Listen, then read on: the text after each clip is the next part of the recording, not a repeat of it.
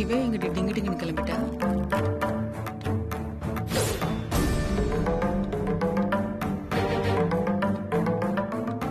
Ice நெல்லு.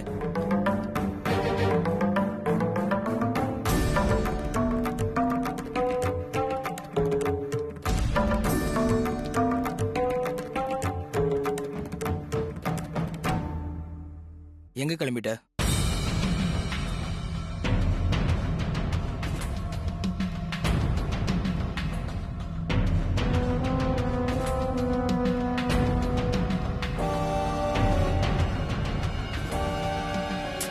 உன்கிட்ட தான் கேக்குறேன், எங்க கிளம்பிட்ட?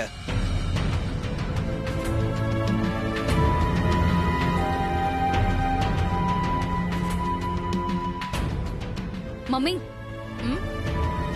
நான் ஆபீஸ்க்கு கிளம்புறேன். பிரச்சனை முடியற வரைக்கும் ஆண்டி என்னதான் ஆபீஸ பாத்துக்க சொல்லிருக்காங்க. இனிமே ஆண்டியோட இடத்துல இருந்து கம்பெனிய நான் தான் பாத்துக்க போறேன். ரொம்ப சந்தோஷம்மா.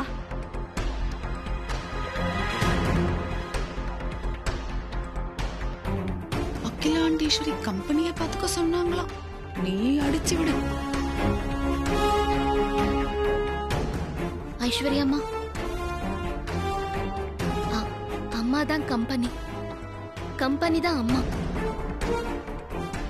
அம்மா வெளியே வந்துட்டாங்கன்னா எல்லா பிரச்சனையும் சரியாயிடும். அம்மா வெளியே வந்துட்டுமே. நான் ஒன்னும் சமைக்க போல உன்னோட அட்வைஸ் கேக்குறதுக்கு. கம்பெனிய நிர்வாகம் பண்ண போறேன். எனக்கும் அட்வைஸ்லாம் தேவையில்ல. என்ன பண்ணணும்னு எனக்கு தெரியும்.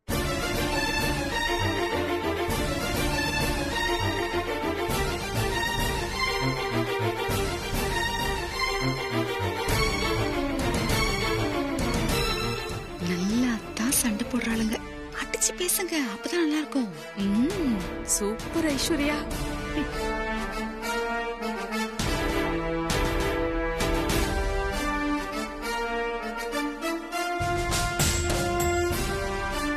இங்க பாரு ஐசு, அண்ணி சொல்றதுதான் கரெக்ட். அம்மா வெளியில வந்தா எல்லாம் சரியாயிடும். அம்மாவை வெளியே கொண்டு வரதுக்கு நாங்க என்ன பண்ணலாம்னு பேசிட்டு இருக்கோம். நீ பாட்டுக்கு எங்களை கண்டுக்காம கிளம்பி போயிட்டே இருக்க. அருண், அதெல்லாம் உங்களோட வேலை. ஆண்டி என்ன ஆபீஸ பாத்துக்க சொல்லிருக்காங்க. இப்ப உன்னோட ஒய்ஃபா இருக்கிறத விட அகிலாண்டேஸ்வரி ஆண்டியோட மருமகளா இருக்கிறது தான் எனக்கு முக்கியம்.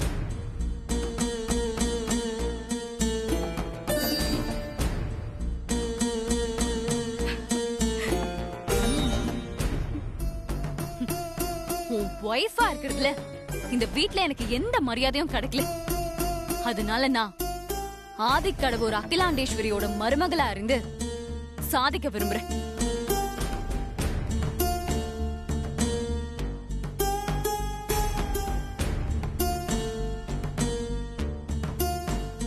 என்னோட ஹஸ்பண்டா இருந்து உன் வைஃபுக்கான மரியாதையை நீ வாங்கி கொடுக்கல. ஆனா இனி நான் உன்னோட ஒய்ஃபா இருந்து ஏன் ஹஸ்பண்டுங்கிற மரியாதையை உனக்கு வாங்கி கொடுக்கறேன்.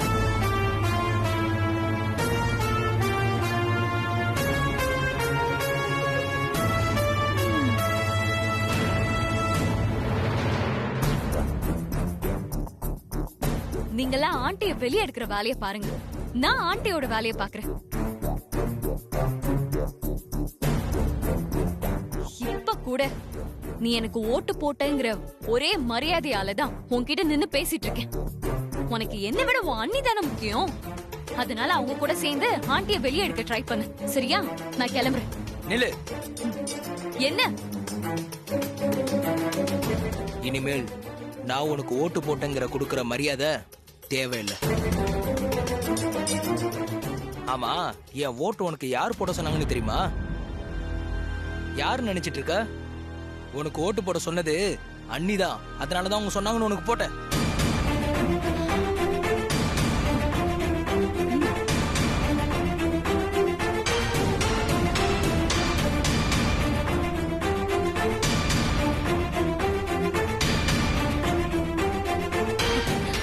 Very nice. ஒரு பொண்டாட்டிக்கு ஓட்டு போடுறது கூட உன் அண்ணி சொல்லிதான் நீ பண்ணுவல. இத சொல்ல உனக்கு வெக்கமா இல்ல? பரவாயில்ல, புருஷன் மேல நல்ல மரியாதை தான் வச்சிருக்கா. அருண், இப்ப சொல்றேன், உன் மேல இருந்த சின்ன அக்கறை கூட இப்ப சுத்தமா போயிடுச்சு அருண்.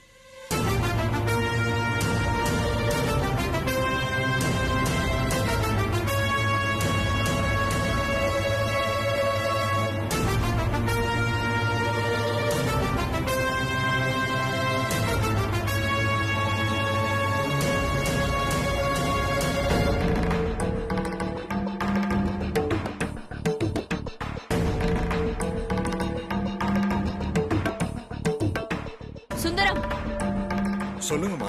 வண்டி எடு. சரி. குமரேசா, குமரேசா. அண்ணா சொல்லுங்கண்ணா. ஐஸ்வர்யா அம்மா ஆபீஸ் போகணுமா, வண்டியை எடு. சரி.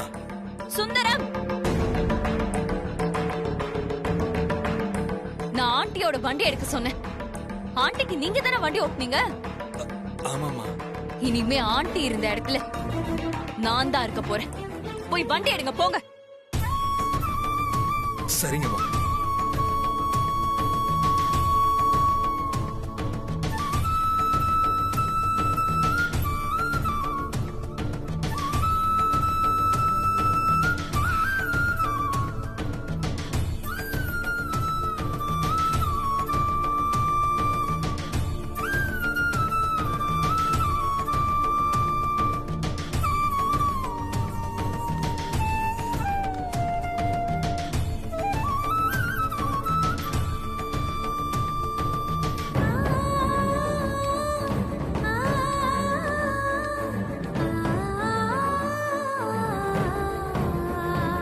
என் பொண்ணா கொக்கா, நீ நல்ல ஆடு.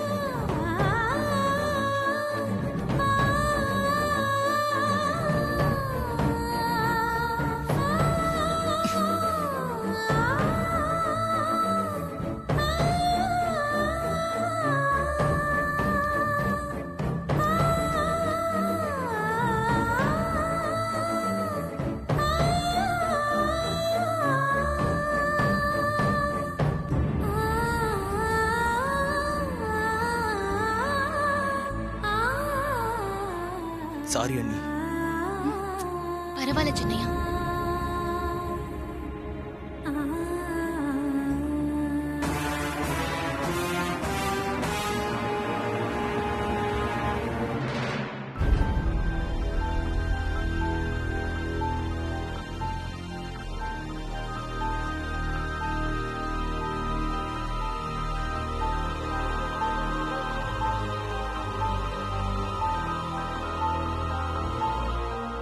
இன்னைக்கு நம்ம கம்பெனியோட ஷேர் இறங்கிருக்கு. அத நீங்க யாரும் பார்க்கல. பார்த்தோம் மேடம். அதனால நமக்கு பெரிய லாஸ் எல்லாம் ஒண்ணும் கிடையாது மேடம்.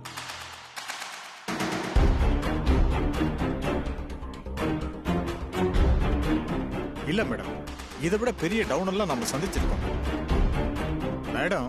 அதை சரி பண்ணிருக்காங்க. How can you be so irresponsible, Mr. Gajendran?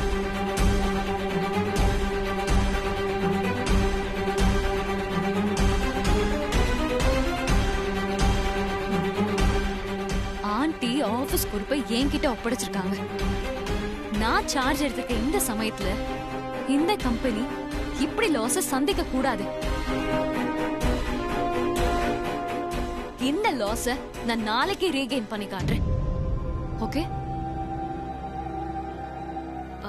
Gajendran sir, madam. நீங்க என்ன பண்றீங்க? நம்ம நிறைய லான்ச்சஸ் பண்ண போறோம்னு இமிடியேட்டா அனௌன்ஸ் பண்ணுங்க. அதுக்கு ஒன்றும் அவசியமே இல்லை மேடம். நம்ம கம்பெனிக்கு அகிலாண்டேஸ்வரி மேடம் தான் பிராண்டிங். அவங்க திரும்ப வந்துட்டா எல்லாம் சரியாயிடும். மிஸ்டர் கஜேந்திரன், எனக்கு நீங்க சொல்லிக் கொடுக்க வேண்டாம். நான் சொன்னதை மட்டும் செய்யுங்க. ஓகே?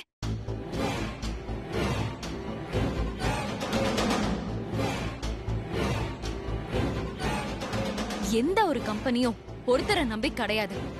ஒருத்தர் போனா அந்த இடத்தை ரீஃபில் பண்றதுக்கு இன்னொருத்தவங்க வருவாங்க. அரசியல் கட்சியில ஆரம்பிச்சு நம்மள மாதிரி இருக்கிற எல்லா கம்பெனிலயும் அப்படிதான் நடந்துட்டு இருக்காங்க. வெற்றிடம் எதுவும் இல்லைன்னு மக்களுக்கு ஹோப் கொடுத்தாலே போதும். அதனால புது ப்ராஜெக்ட் லான்ச் ஆக போகுதுன்னு அனௌன்ஸ் பண்ணுங்க. நாளைக்கே நம்ம கம்பெனி ஷேர்ஸ் கிராஃப் உயர ஆரம்பிச்சு. இல்ல மேடம், நீங்க சொல்றது ஏதாவது சில பிராண்டிங் கம்பெனிக்கு பொருத்தமா இருக்கலாம். ஆனா நம்ம கம்பெனிக்கு அகிலாண்டேஸ்வரி அம்மா தான் பிராண்டிங். இன்னைக்கு ஒரு நாள் ஆசை பார்த்துட்டு நாம தடாலடியா ஆக்ஷன் எடுத்தோம்னா நம்ம மார்க்கெட்ல ஷேக் ஆயிட்டோம்னு எல்லாரும் புரிஞ்சுப்பாங்க மேடம். அதனால நம்ம கம்பெனியோட ஷேர்ஸ் எல்லாம் இன்னும் ரொம்ப குறைய ஆரம்பிச்சிடும் மேடம். ஒருவேளை நீங்க ஏதாவது ஆக்ஷன் எடுக்கணும்னு நினைச்சீங்கன்னா அகிலாண்டேஸ்வரி மேடம் சீக்கிரம் வந்துருவாங்கன்னு ஹோப் கொடுத்துட்டு பண்ணுங்க மேடம். அது கண்டிப்பா ஒர்க் அவுட் ஆகும். அப்படி இல்லைன்னா நம்ம பயத்துல குழப்பத்துல இருக்கோம்னு பேப்பர்ல மீடியாவுல எல்லாம் விளம்பரப்படுத்திடுவாங்க. மிஸ்டர் கஜேந்திரன், நான் என்ன சொல்றேன்னு உங்களுக்கு புரியல? புரிஞ்சுக்கிற அளவுக்கு உங்களுக்கு நாலேஜும் இல்ல. நான் எடுத்த முடிவு பதட்டத்துல எடுத்த மாதிரி இருக்காது. நான் சொன்னதை செய்யுங்க, அப்புறம் புரியும். ஓகே? Okay madam.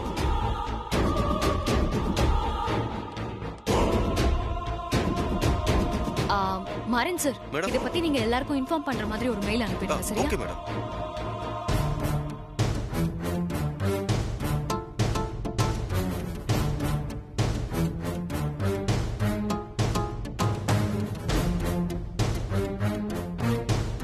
சார், எவ்வளவோ எடுத்து சொல்லியும் ஐஸ்வர்யா மேடம் சொன்னதை கேட்கல.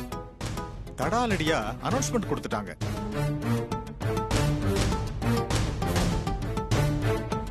இதெல்லாம் நடக்கணும்னு தானே காத்திருக்கேன். அதனால நிச்சயமா நம்ம ஷேர்ஸ் எல்லாம் டவுன் ஆகும். இம்மிடியட்டா நீங்க அதுல தலையிட்டு அத எப்படியும் வாபஸ் வாங்க சொல்லுங்க.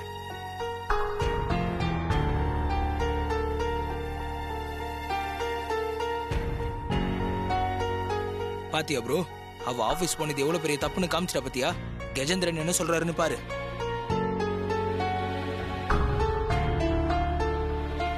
ப்ரோ, இனிமே ஐஸ் வந்து நாட்டம்மா பண்ற வேலை எல்லாம் வச்சுக்க வேண்டாம்னு சொல்லு.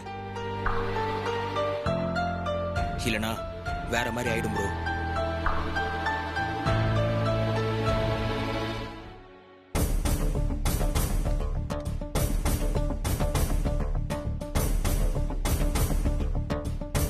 வந்துட்டாளே, வா வந்து இப்ப கொஞ்சம் ஆடு.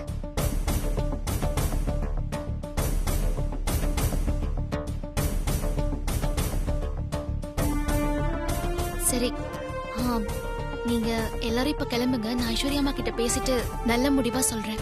போயிட்டு வரேன் சார். போயிட்டு வாங்க. போயிட்டு வரோம் சார். Thank you sir. வாங்க. போயிட்டு வாங்க. சீக்கிரட்டாமா.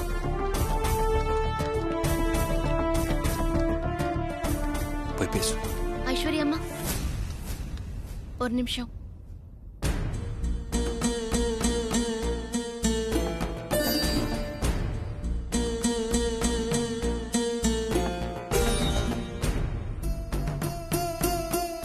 ஐஸ்வர்யா அம்மா, நீங்க எடுத்த முடிவு தப்புன்னு எல்லாரும் சொல்றாங்க. அதனால ஷேர்ஸ் எல்லாம் இறங்கும்னு வேற சொல்றாங்க. தயவு செஞ்சு நீங்க உங்க முடிவை மாத்திக்கோங்க. முடியாது. ஏன் முடிவை நான் மாத்திக்க மாட்டேன்.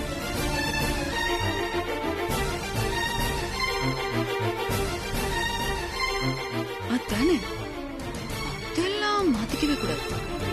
நான் நிச்சயமா சொல்றேன், நாளைக்கு 100% நம்ம கம்பெனியோட ஷேர் வேல்யூஸ் ஏறும்.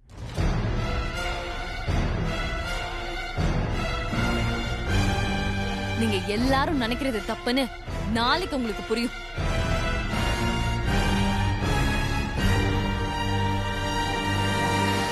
ஐசு, மிஸ்டர் அருண்,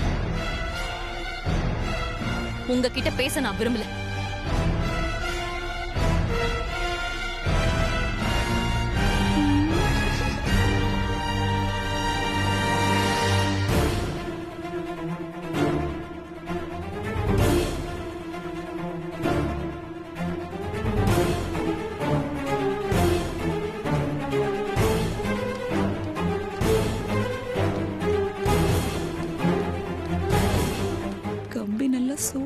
வளைக்கலாம் போல இருக்கு. நம்ம இஷ்டத்துக்கு வளைக்கலாம்.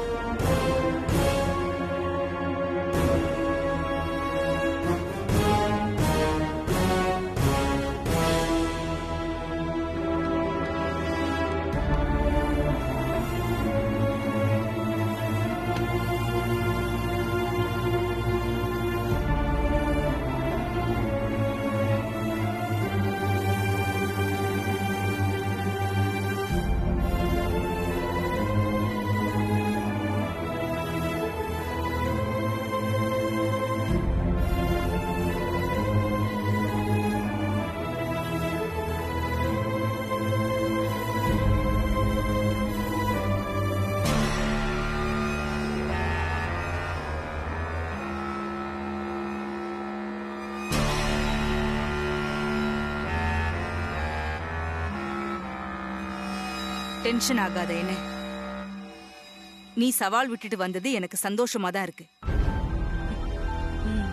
ஆனா அவங்க எல்லாரும் சொல்றத பார்த்தா எனக்கே கொஞ்சம் பயமா தான் இருக்கு ஐஸ்வர்யா. உனக்கா பயமா இருக்கு? நல்லா இருக்கு. பாரு, இத நான் உன்னை பயமுறுத்துறதுக்காக சொல்லல. இந்த சவால்ல நீ நிச்சயம் ஜெயிக்கணும். நான் வேணும்னா வெளியில இருந்து ஆளுங்களை கூட்டிட்டு வந்து ஷேர்ஸ டம்மியா வாங்க சொல்றேன். எப்படியாவது உன்னை ஜெயிக்க வைக்கிறேன். ஏமா ஏன் இப்படி இருக்க? உனக்கு நல்ல விதமா யோசிக்கவே தெரியாதா?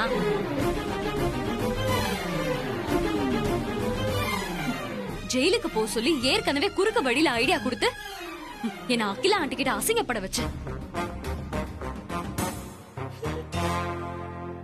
இப்ப நான் அந்த பார்வதி கிட்ட அசிங்கப்படணுமா? நல்ல கேளுடி. ஐஷு, என்ன இப்படி பேசுற? நான் உனக்கு அம்மா, ஓ நல்லதுக்காக தான் சொல்றேன்.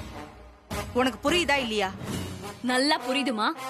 நீ சொல்றது நான் எடுத்த முடிவுல உனக்கு நம்பிக்கை இல்லாம என்ன அசிங்கப்படுத்துற மாதிரி இருக்கு. ஆமா ஆமா, நீ சொல்ற மாதிரி குறுக்கு வழியில ஜெயிக்கிறதுக்கு நான் சும்மாவே இருந்துருவேன்.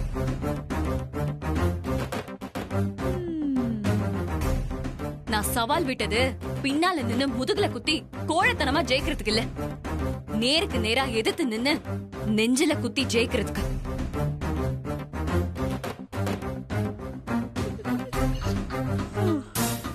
என் ஐடியா மேல எனக்கு நம்பிக்கை இருக்கு. நாளைக்கு ஷேர்ஸ் ஏறும். நீ கோவப்பட்டு இந்த முடிவை எடுக்கிற ஐஸ்வர்யா, கோவத்துல எடுக்கிற எந்த முடிவும் தப்பாதான் போகும். நிதானமா யோசிச்சு பாரு. இந்த விஷயத்துல உன்னோட அட்வைஸ் எனக்கு தேவையில்லமா.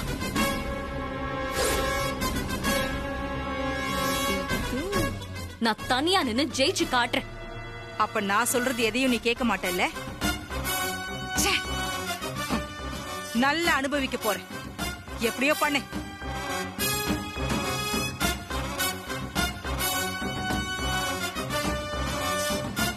வளைச்சிரு வளைச்சிரு, உன் இஷ்டப்படி வளைச்சிரு.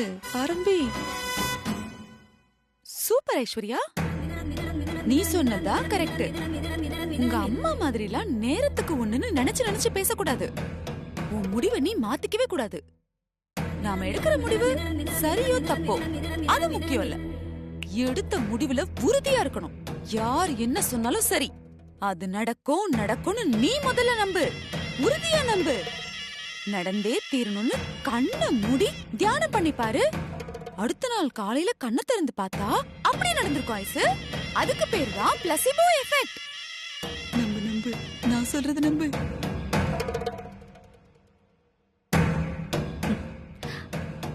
நிச்சயம் நான் தியானம் பண்றேன் ஆண்டி.